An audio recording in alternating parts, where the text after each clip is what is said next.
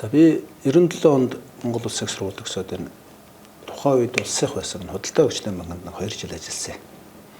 Тэгээд тэр 2 жил ажиллаж байгаад яг үнэндээ бол ажлаасаа халагдсан 99 онд. Яагаад? Нөгөө цэрэгт явах болоод. Тэгээд тэр чин цэргийн карантинд орчдөг байхгүй юу? Тэгээд үгүй би ингээд ажил хийж байгаа цэрэгт арай боломжгүй байна гэсэн ажлаасаа чөлөө авгаад. Тэгээд одоо тэр үед манай хуулийн зөвлөх тамган газрын одоо туслах найзаас найзлуугаа хэлдэг байхгүй би ингээд цэргийн карантинд ороод ажил дээр 2-3 өдөр очиж чадхааргүй байна. Чи хэлчих гэсэн. Өө асуудалгүй өөрөө хөлч юм чинь. Тэгээд одоо тэр бас байж алда миний найз ингээд тэгээд одоо ариг банкнд байж байгаа. Ариг банкны тамган дараа гойно яаж. Тэгээд тэр нөхөрт хэлчихээ тэгээд орхицсан.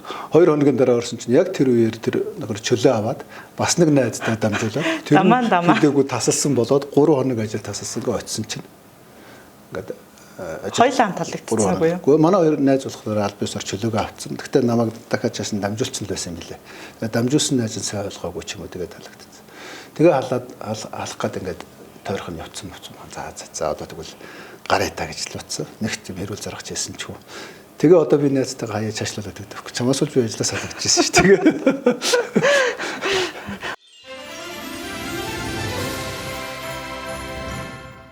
Субэдэцгийн сайттай хамтдаа үзэж та бүхэндээ маш их баярлалаа. Шинэ жилийн баяр зориулан бэлтгэж байгаа энэ жил баярын контент ээлж дугаараа үзэж та бүхэндээ хүрэхэд бэлэн болсон байна. Энэ дугаарын зочин хоморт Монгол Улсын их хурлын гишүүн Банзрагчийн төвшин өргөдөө олцож байна. Танд энэ өдрийн мэнд хүргэе. За баярлалаа. Та бүхэндээ энэ өдрийн мэндийг хүргье.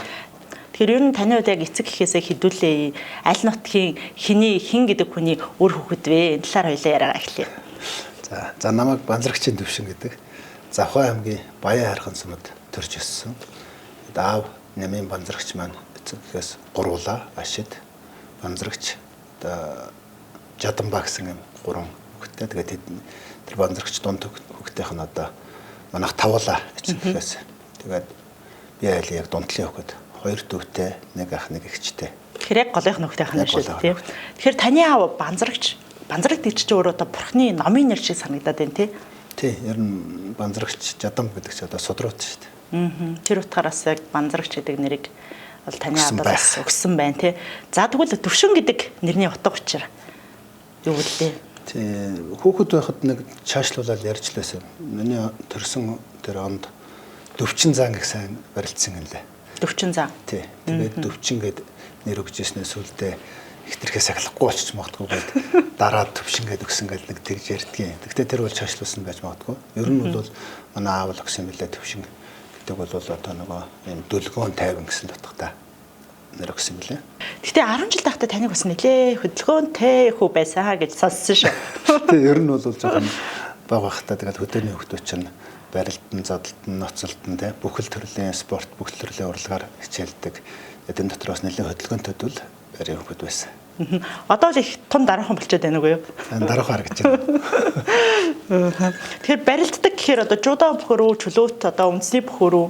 Баггүй яг нэг тийм секцээр үл явсан байхгүй. Тэгвэл хөдөөний хөвгтүүдийн нөгөө дээлээ урлаг барилдаанаар л барилдсан шүү дээ. Одоо бидний үед хүүхд тахта матг гэж тоглодог байлаа.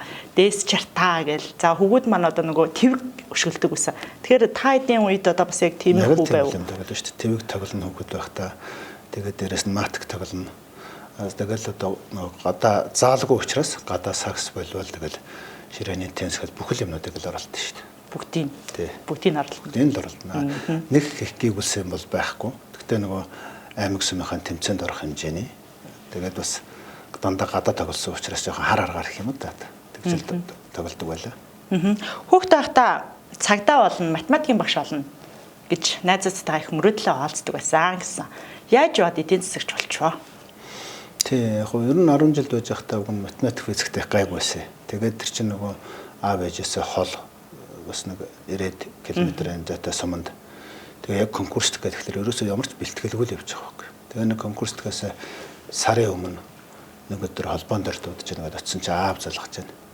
Тэгээ ерөөсөө бараг уцаар тэгж ярьдаггүй шахуун чи гайхаад очиж ярьсан чи миний хүү юугаар конкурст гэж хэлдэг чинь. Гэхдээ одоо нийгэм жоохон сонирхоод биш ээ. Орос хэл жоохон сонирхоод байгаа. Орос хэлний багш болдго юм уу эсвэл математикийн багш болдго юм уу гэсэн чинь. За чи тэр эдийн засаг гэдэг нэг юм байгаа тэрийг нэг судлаад хараа. Хичээл тэгээд болцсон. Тэгээд эдийн засгийн конкурст гэсэн чинь орос хэл нь ордог, математик нь ордог. Дээрээс нь миний хамгийн дургүй хичээл нийгэм ордог. Тэгээд нийгмээ жоохон уншаад манай нийгмийн багш нэргүй багш гэдэг нэг багш байсан, бас мундаг сайн багш. Тэгээд богино хугацаанд дээр нь би өөрөө ч бас жоохон маш богино хугацаа тэгээд конкурстай л яшаа. Орцсон өөрөө ер нь яг энэ эдийн засаг мэсэг нэгтлэн бодож ойлгоцгүй.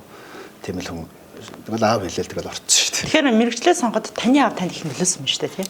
Ер нь тийм. Тэгээд би өөрөөс нэг бодож орох юм байхгүй аав гэлэнгүү тэгэл тийшээгээ шууд л тэгэл орцсон. Их ятгах зүтгсэн ч юм байхгүй, өөрөө зөрүүдэлсэн ч юм байхгүй, ямар мэрэгжлийн судалсан ч юм байхгүй тэгэл орцсон шүү дээ. Танайч өөрөө санхүүгийн хүн биш, зоо техникч мэрэгчлээ хүн билүү? Тийм, манай аав зоо техникч. Тэгээ яг сүүлд дээр үед бас нэгтлэн курсаар сурж бас нэгтлэн энд хийж явж ирсэн юм билээ. Тэгээ ер нь өөрөө л бодож ирсэн юм шиг байлаа. За нэг ийм мэрэгчлээ болчвол зүгээр юм болов уу гэж бодож л байсан юм билээ. Тэгэхээр бас хүүдээ ерөнхийдөө мэрэгчлээ өвлүүлсэн юм шүү дээ. Алсын зорилго нь бол тийм шиг байна лээ. Би яг энэ бас их сонирхол юм билээ. За нэг их хэлээд байхгүй ч гэсэн тэгээ тэр чиглэл рүү байвал зүгээр юм уу гэлдэг л авцсан. Манай том хүү сая одоо бас Австралид яг санхүүгийн мэрэгчлэр төгсөөд ирсэн.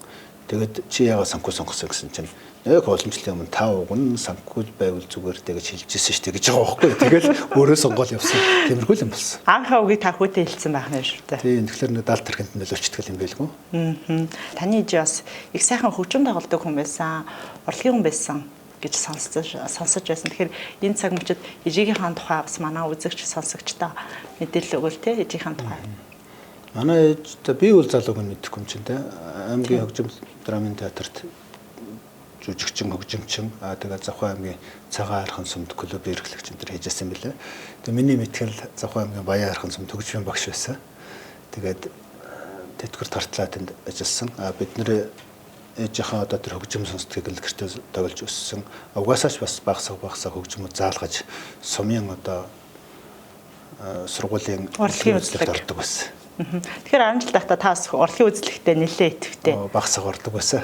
Дуулна, бүжиглэн. Гүүгүү дуулж чаддаггүй. Гэхдээ нэг юм ягаад ч юм хэдэн найзуудтай манай төгсөлтийн нэг хэдэн найзуудыг аваад морин хурд заагаад тэгээ нэг юм алта мактал энэ төр дуулуулдаг байсан. Тэгээ багсаг гэж нэг сурч ирсэн. Бүр баг ангид байх та. Яг хөө манайхан ээжээсээ өвлөд ч бүгдээрээ тодорхой хөгжим тоглоно. Манай ах бол баян хөр хөгжмийг их сайхан тоглоно. Эгч маань одоо яочин энэ тоглодог байсан. Одоо тоглож гин үгүй юу.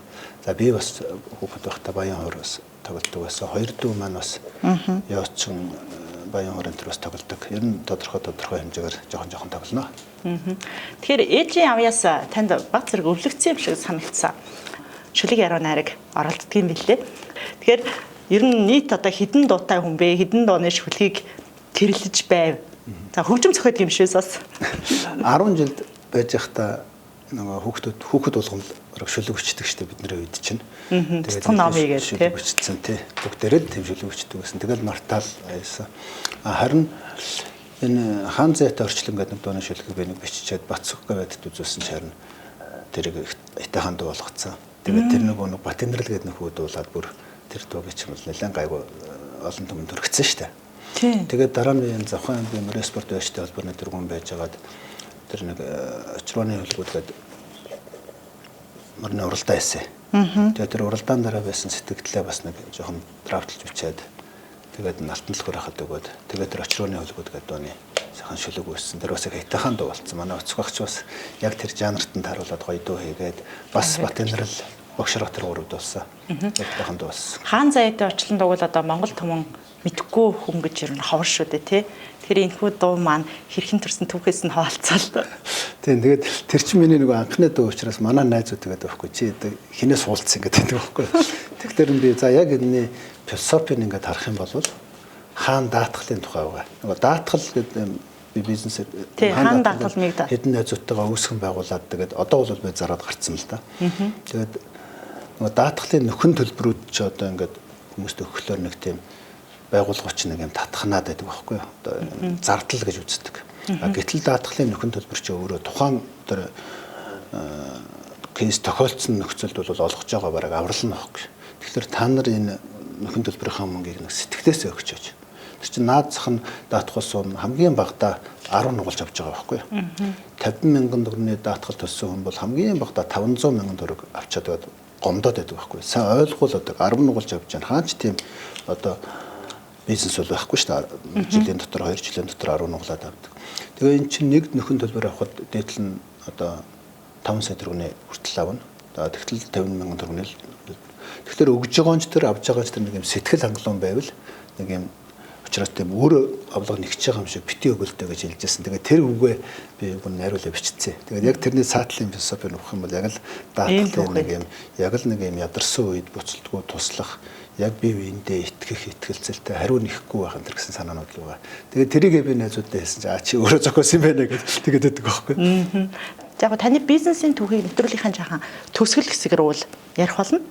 Тэгэхээр одоо би танаас юу асуухаа гэвэл за аавын тухай, гэр бүлийн тухай ерөөдөө та бүдээр ярьлаа. Гэргийг бидэнд бас танилцуулж болох уу те? Мэдээж амжилттай яваа эр хүн болгоны ард үзэсгэлэнтэй сайхан Монгол бүсгүүчүүд байдаг. Тэгэхээр энэ цагмчууд гэргийг болон хүүхдүүдэд бидэнтэй танилцуулбал. За манай эхнэр Хандчвын Ханцран гэдэг.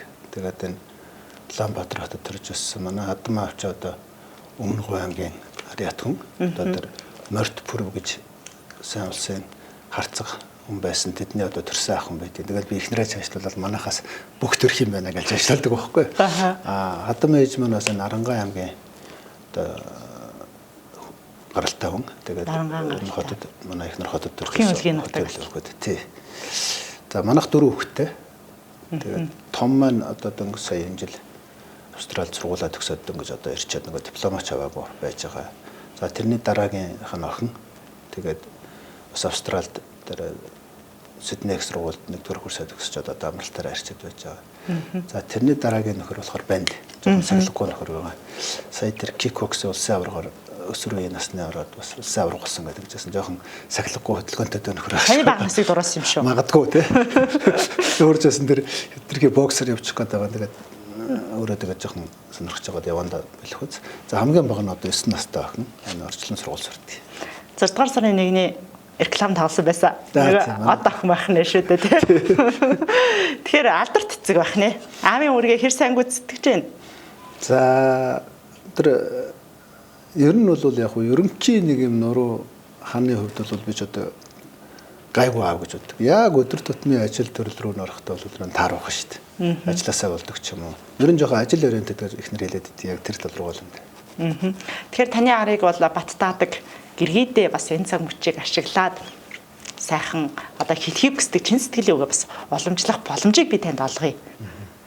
За одоо өчнөө олон жил одоо ингээд цуг сайхан амьдраад 4 сайхан хүүхэдтэй болсон хандаа хайртай шүү л гэж хэлэх байна. Ажлын гараагаас эхлэхээс өмнө таны боловсролын тухай бас асуумаар байна тий. За мэдээж 10 жилээ төгсөөд Улаанбаатар хотод ирж сурсан ингээд түрүүс ярэнэ ихэнд дурдчих шиг байсан. За таны хувьд бол бас гадаадад баггүй боловсрал эзэмшиж агаад их хорондоо ирж ажлын гараагаа эхэлсэн шүү дээ. Тэгэхээр энэ тухай. За би 97 онд Монгол Улсын сургууль төгсөөд энэ тухайн үед улсынх байсан худалдаа өгчтэй банкнд 2 жил ажилласан. Тэгээд тэр 2 жил ажиллаж хагаад яг үнэндээ бол ажилласаа халагдсан 99 онд. Яагаад? Нөгөө цэрэгт явах болоод. Тэгээд тэр чин цэргийн карантинд орчдөг байхгүй юу? Тэгээд үгүй би ингээд ажил хийж байгаа цэрэгт арай боломжгүй байна гэсэн ажилласаа чөлөө аваад. Тэгээд одоо тэр үед манай хуулийн зөвлөх тамган газрын одоо туслах найзаас найзлуугаа хэлдэг байхгүй юу? Би ингээд цэргийн карантинд ороод ажил дээр 2-3 өдөр очиж чадхааргүй байна. Чи хэлчих гэсэн. Асуудалгүй өөрөө хөлч юм чинь. Тэгээд одоо тэр бас байж байгаа л да миний найз ингэтэр гэдэг одоо ариг банкнд байж байгаа. Ариг банкны тамган дараа гойно гэж. Тэгээд тэр нөхөрт хэлчихээ тэгээд орхицсан. 2 хоногийн дараа орсон чинь яг тэр үеэр тэр нөхөр чөлөө аваад бас нэг найзтай дамжуулаад тэр хэдийгүй тасалсан болоод 3 хоног ажил тасалсангаа очисон чинь ингээд хоёлаа хамталагдсан уу? Гэхдээ манай 2 найз болохоор аль биесээр чөлөөгөө авцсан. Гэхдээ намайг дахиад чаасан дамжуулсан л байсан юм билээ. Тэгээд дамжуулсан найз нь сайн ойлгоогүй ч юм уу тэгээд таалагдсан. Тэгээ алах гээд ингээд тойрхон явцсан. За одоо тэгвэл гараа гэж л утсан. Нэгт хэрүүл зарах гэсэн ч үү. Тэгээ одоо би найзтайгаа хаяа цаашлуулаад өгдөг. Чамаас л би ажилласаа салгажсэн шүү. Тэгээ сонин түүх болж ирсэн юм л да. Тэр үед нөгөө сургуулаа төгсөөд би чинь бас гайгүй лан дипломтой тэр үеийн онц монц төгсөгчгээд тэгээд нэг юм олон улсын байгууллагад яваад 3-4 жил ажиллаад гадагшаа явах гэсэн нэрээ санаатай. Энэ нь болохоор нэг юм хөдөлгөөч намхан дээр Азийн мөнгөчлөлийн банкны төсөл гэдэг. Тэгээд тэр төсөлд нь 2 жил усны дараа байр савж өгнө гэсэн нэг юм хоёр саналаас би сонголт хийсэн байхгүй юу. Одоо тэр чинь ихнэр авах гээд байрын сугаж шүү дээ. Тэгсэн яг халагдсан өдрөөд ингээд тойрхоо зурулаад дуусч яхад миний нөгөө байр хуваарлах хурал нь болж байсан бас санал л болж байсан. Тэгэхээр би ягаад ч юм тэр үед тэгээд халагдлаа ч гэж хөндөж гомдсонгүй нөгөө найзтайгаа инээлдэж хилчээ тэгэл ингээд тойрхоо зурулаад одоо нэг бодлын жоохон нугасаа сэтгэл зүйн хувьд гарах гэжсэн ч юм уу нэг тийм ямар ч тийм асуудалгүйгээр явчих. Гэтэ нөгөө байр хурал манд гэхээр одоо юу болсон байхгүй болсон. Дүүл инээлдэл яач тэр чинь тойрхоо зурлаад дуусч байгаа юм чинь. Тэгэхээр бас хөгжилтэй анхны ажлаас их хөгжилтэй ахна шүү дээ. Хоёрын дараа энэ төсөл дээр ажилласан. Одоо тэр үед нөгөө Австри шилэнгийн зээл гэдэг энэ гаднаас томхон зээл аваад явсан ноос угаах үйлдвэрүүдийг одоо зээл өгсөн. Тэгээд тэр одоо манай энэ хэвсний үйлдвэрүүд чинь зээл авцсан. Тэгээд зээлээ аваад яг тоног төхөөрөмжөө сайжруулалт нөгөө юу гараад валютын ханш өсөд зээл нь 20 төгөө өссөн. Тэгээд тэрийг ер нь яаж дахиж бүтцийн зохион байгуулж зээлээ төлөвлөдөг болох вэ гэсэн. Уг нь бол сонирхолтой төсөл байсан. Гэхдээ яг сүүл рүүгээ нэг жоохон тэр мөнгө нь орж ирэх юм шиг, гүйч юм шиг юм тодорхойгүй болоод тэгээд би жоохон сонирхол борцсон байсан юм шиг үлээ. Гэхдээ тухайд та ч одоо 95-аас 97 оны үед одоо бизнес эхэлжсэн, оюутан байхдаа эхэлсэн гэдэг чинь. Тэгэхээр хоёрын бизнесээс давхар эхэлсэн байсан юм шүү. Тий, ер нь яг бид нар ч ингээ хөдөөнөөс орж ирээд би эмээгэндээ байсан. Тэгээд чинь сургалтынхаа төлбөрийг олох хэрэгтэй учраас бас энэ бензин толон зарах одоо тэгээ энэ тэнд санхүүгийн тайлан майлан гаргах энэ төргээд зөндөө олон одоо тухайн үед л бизнес их юм да тийм ямар ч байсан сургалтын төлбөрөө олоод яваад байдаг байсан. За бас нэг урдаас жимс мэмс оруулж ирээд зардаг тиймэрхүү бас бизнес хийдэг байсан. Их олон төрлийн бизнес хийсэн байж. Хийж үзег юм зүг. Тэгэхээр бас бизнес хийх гэдэг бол өөрөө маш их эрсдэл гарах зүйл шүү дээ тий. Чанга байсан уу? Гэхдээ тэгээд тэр чинь амьдрах гэж байгаа хүмүүсийн хувьд бол тэгээд залуу хүмүүсийн хувьд бол сонирхолтой шүү дээ. Зоригтой ч байсан, ихтгэлтэй ч байсан. Тэгээд болов болохгүй бол хүн хаагаал дараагийн ялгаар орол явчихдаг л байсан шүү дээ. Таны хувьд гар бөмбөг их тоглодог байсан гэж хэлсэн. Тэгээд гимтлээс болоод одоо усан спортоор хичээлж байгаа байлаа. Тийм. Ер нь яг тэр чинь сакс волейбол сургуулийн сакс волейболын шигшээд явбал аймгийнхаа аврагд ороод ингээд явсан. Тэгээ аймгийн аврагд орохдоо тэр аймгийнхаа 1-р бүгийг ерөөсөн манайх дийлдэг байсан. Хамгийн дээд амжилт нь 2-р байранд л орж ирсэн. Тэгээ энд ирээд нөгөө манай мэрэгчлийн нэгтлэнгүүдийн тэмцээн, компаниудын тэмцээн тэргээл орно л доо. Тэгэж явж байгаа дээр нь хөдийн ширэмсэн хоёлын таслаад тэгээд ер нь бол тэр спортоос одоо төр завсралгаа авцсан байгаа. Тэгээд одоо усаар явдаг юм уу, боксоор явдаг юм уу, ямар ч хөл ордгоо нэг спортоор хичээл нэг одоохондоо нэг ганц нэг усан сэлэл гэж.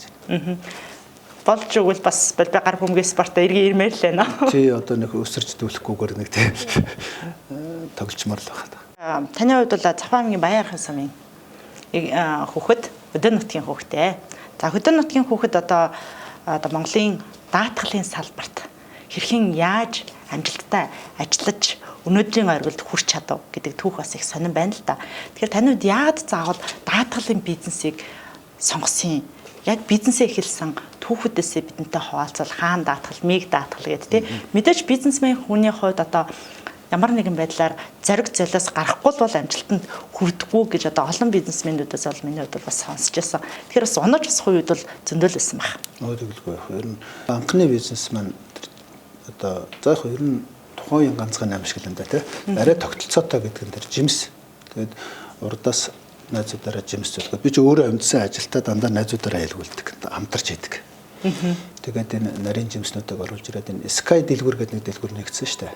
Тийм. Анхнаас солонгосын тийм. Тэдний тэр нарийн жимснүүдийг ч анхлаад манай. Одоо нэг сансрын дэндээд хүмүүстэй. Тийм. Анхны тэр нарийн жимснүүдийг манай найзууд бид нэр хамтраад нийлүүлж ирсэн. Дараа нь Меркури захтаар нийлүүлээ. Тэгээд тэр чинь 4-5 жил яваад тэгээд сүүлдээ би завгүй болоо. Тэгээд манай найзууд ч гэсэн за болио байлээ гэдэг болцсон. Тэгэхээр тэр бол анхны одоо бизнес байсан гэх юм да. Тэгээд цаашаа өөр зүйл хийж явж байгаа бас барилга барьж үзлээ. Гэхдээ би ер нь өөрөө аль ч бизнес руугаа ер нь яг бичлэн ордоггүй. Тэгээд угаасаа байж байгаа үндсэн ажилтаа юм чинь 7 хоногт нь 2 өдөр ч юм уу 3 өдөр л найзуудтайгаа уулзаж ерөнхий чиглэлээр өгөөд тэгээд манай найзууд л хийдэг юм л байснаас. Тэгээд бас банксууд ч бас хийж үзлээ. Тэгээд гайгүй том болохоор энэ төр хийж байгаа хүмүүст нөгөөд явуулцаа. бас нэгэн цагт 4-5 банкстайг бас мөөлүүлээд байсан тий. Тэр чинь яг одоо нөгөө хүн байгуулын ихтэй босгох тогтолцоог нь таалаад гэхлээр нь ороод жоохон хөрөнгөрүүлээд явж байгаад тэгээд жигдрээд ирэхлээр нь заа бигээ тавиад зараад гарчиж байгаа гэсэн юм л. Одоо нэг өсөндөө бизнес босгож өгөө зардаг гэх юм уу да тий. Тийм л ажил хийжсэн. Тэгээ энэ хаан даатгалыг хэдэн их сургуулийнхаа найзуудтай хамтраад бий болгоод тэгээд ер нь хацсангуу гайгүй тогтсныхан дараа миг даатгалын хувьцааг ер нь авахар шийдээд хаан даатгалаа найзуудтай зараад тэгээд тийшээ хувьцааг зөвлөж яваад одоо би нэг 97-8% байгаа. Тэгэхээр даатгалын бизнес та түрүү бас хэлжсэн шүү дээ. 50,000 төгрөгөөр машина даатгууллаа. Буцаагаад 500,000 төгрөг авч жишээ нь тий. Тэгэхээр эн чинь алдагдaltaй эрсдэлтэй бизнес биш юм уу? Яагаад та заавал даатгал гэсэн үг? Даатгал өөрөө дандаа юм математик тооцоо эрсдэл актуар тооцоог шаардна. Хэдэн хүн даатгуулвал энэ ашигтай байх вэ? Хэдэн хүн эрсдэл гарах вэ гэдэг магадлалыг тооцдог байхгүй юу? Одоо жишээлбэл Улаанбаатар хотод цөөхөн хүн даатгуулаад 2-3 хүнд л эрсдэл өгчүүл явна. Тэгэхээр 95% мөнгөөр 5%-ийн эрсдлийг л даадаг. Ийм л бизнес байхгүй юу? Тэгэхээр аль болох олныг цуглуулад тэгээд 5% нь бол нөгөө даатгсан мөнгнөөсөө илүү 20-оос бараг 50 дахин илүү нугалж авдаг. Тэгжиж нөгөө эрсдэлгүй болдог. Тэгэхээр энэ чинь өөрөө математик загвар тооцоон дээр явдаг учраас их сонирхолтой бизнес гэж хэлэх юм л да. Дөнгөж бизнесийн гараагаа эхэлж байгаа олон залуучууд та бүхэн ирэх хүн хэтүүлэг усж байгаа ах гэж бодож байна. Тэгэхээр таны хувьд яг дөнгөж гарааны бизнес эхэлж байгаа залуучуудаа за магадгүй цаашдаа бас энэ хүү салбарт өрсөлдөхөөр өөрийгөө бэлтгэж би залуучуудад юу ч хэлмээр байна. Яг юун дээр анхаарах хэрэгтэй дөнгөж одоо ингээд гарааны бизнес эхэлж байгаа юм байна. Ер нь бизнес эрхлэгчдийг ингээд сэтгэл зүй майндын хувьд 3 хуваагаад ах шиг харагдаад байдیں۔ За нэг жижигээс жижиг дунд руу босгох, дундаас том болгох, тэгээд томыг өдөрдөх гэсэн нэг юм 3 төрлийн юм сэтгэлгээний өөр загварууд байгаа. Тэгэхээр жижиг буюу эхэлж байгаа хүмүүсийн хувьд бол хамгийн түрүүнд тэр тогтолцоогоо тогтворжуулж авах асуудал. Нэг юм нэг удаагийн биш. Ерөөсө байнга тасралтгүй үйл ажиллагаагаа явуулах тэрэн дээр л гол анхаарах. Энэ сард хэд байх уу, дараагийн сард хэд байх уу гэдэг маш болгоомжтой орлого зарлага зохицуулаад тэгээд тодорхой цаг хугацаанд зөөлнөр өсдөг тэр тогтолцоогоо олохгүйгээр хит яраал огцон өсгөөрөө тогтолцоонд даадгүй. Эсвэл зүгээр нэг удаагийн одоо ганцхан 8 шиг юм хийсээр хагаад унчих гээд байдаг учраас жижиг бизнес эхлэх тэр майндсет л арай өөр.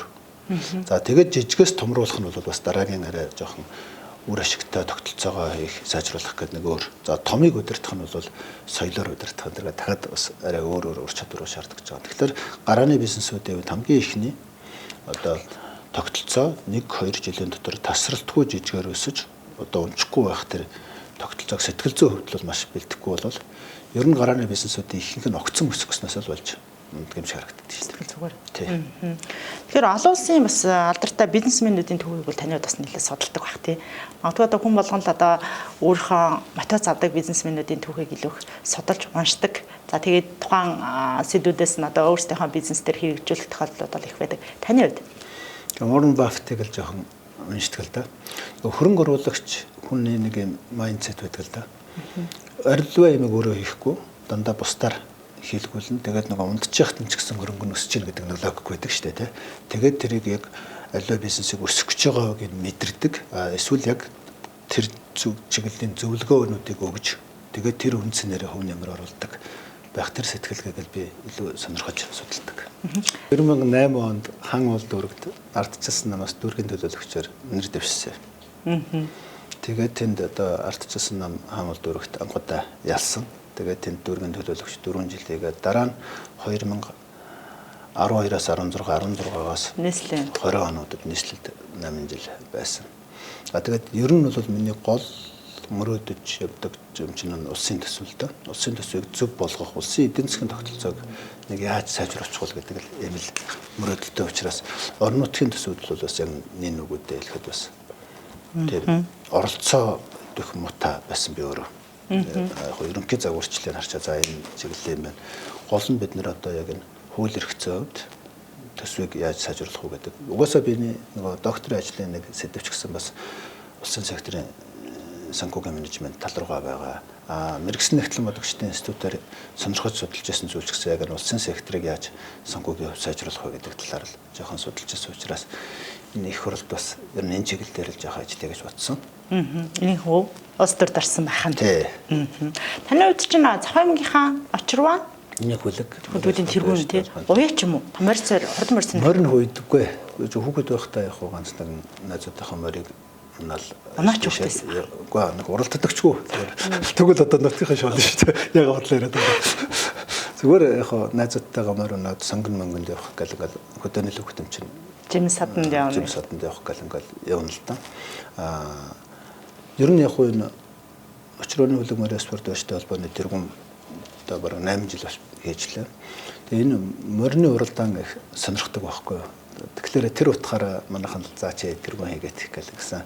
Тэгээ 2-3 удаа нэг айтайхан уралдаан зохион байгуулсан. Энэ жил одоо ажиллаа өгцөн. Өргөдлөө үл ямарч бас өгцөн байгаа. Тэгтэл ямарч байсан зохинд нөмөр уралдаан зохион байгуулалт гэж бодож байгаа. Гандас өөрөө морь уйдаг болох алсын бод байна. За тийм завч юм гарахгүй л байхаа да.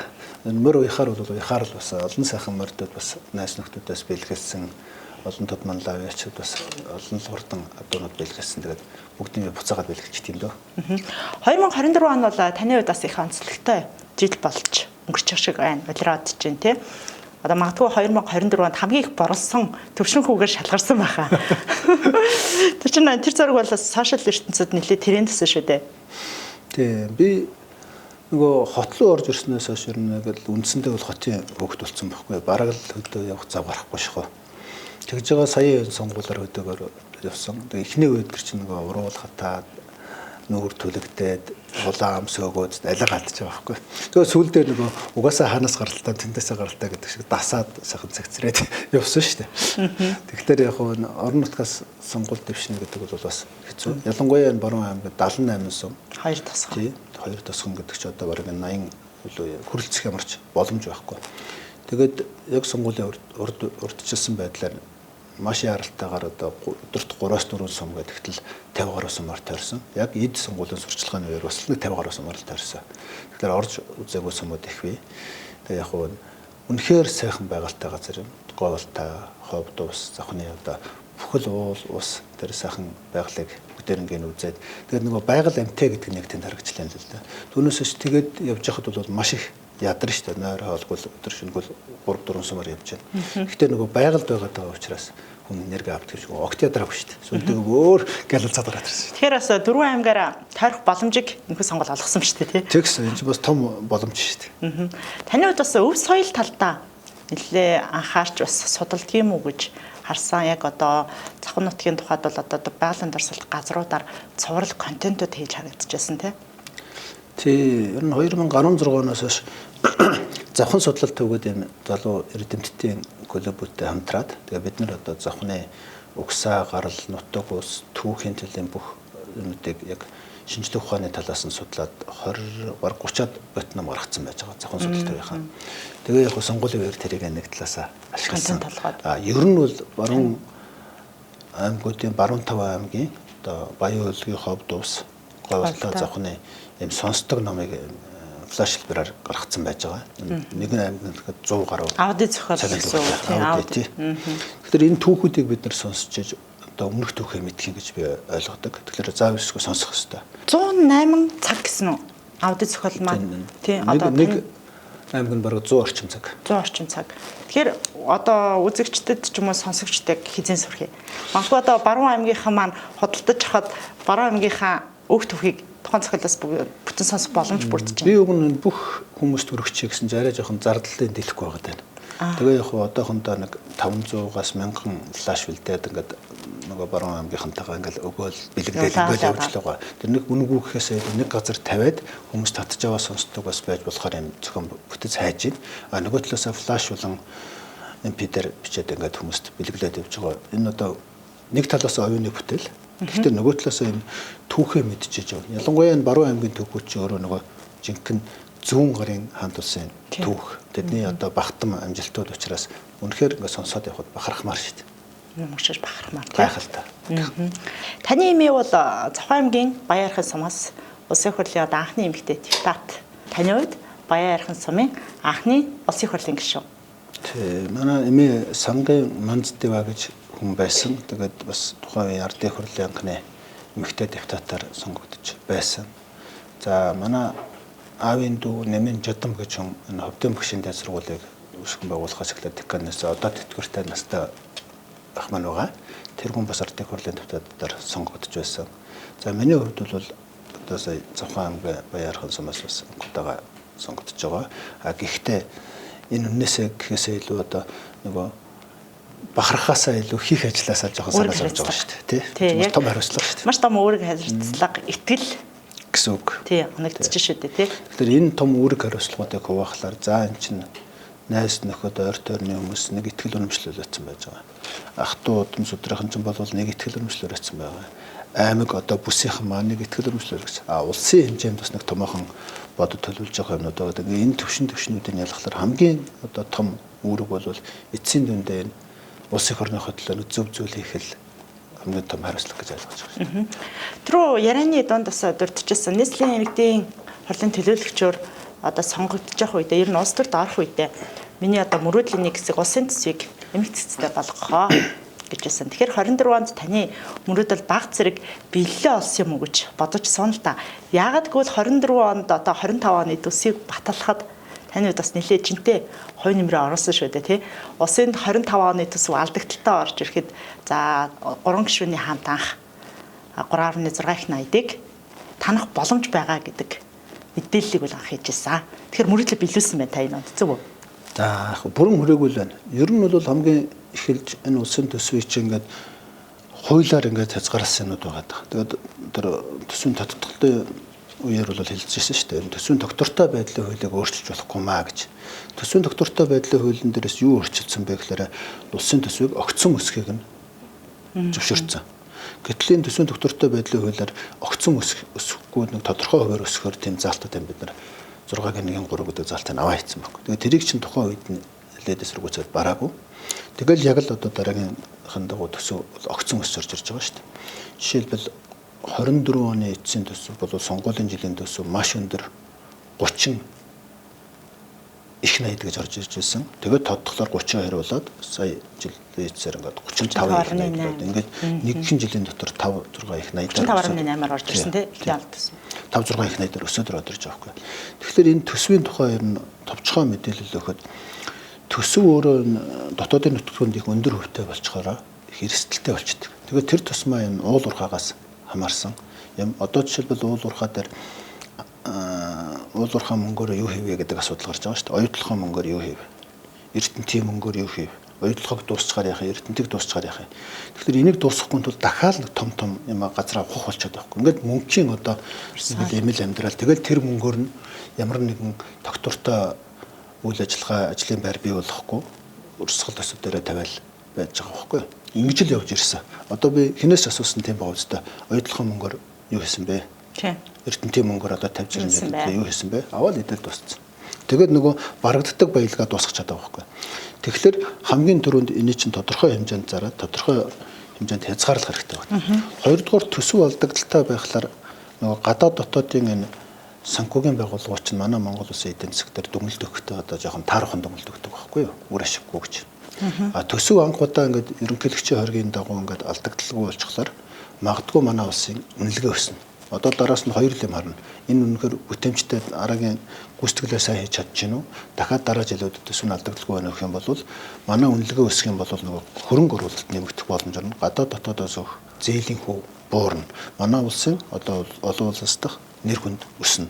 Нөгөө талаас манай улс ч гэсэн өөрөө бүтээмжтэй болж эхлэх гэж байгаа байхгүй. Зүү юмд зарья. Хүмүүс үзээд байдаг юм аа. Ядаж идэрч хилам хэрүүл уруу хийгээд байдаг юм аа. Ерөнхийлөг шорог тавиад байдаг юм аа гэд суурин тавигдчихэв тийм. Суурин тавигдчихэв. Одоо оронтойгоо хит их нэмэхгүй болгож байна. Сая одоо ингээл цэрэг цагдаагийнхны оронтойг хаслаа л гэдэг гэж байна шүү дээ.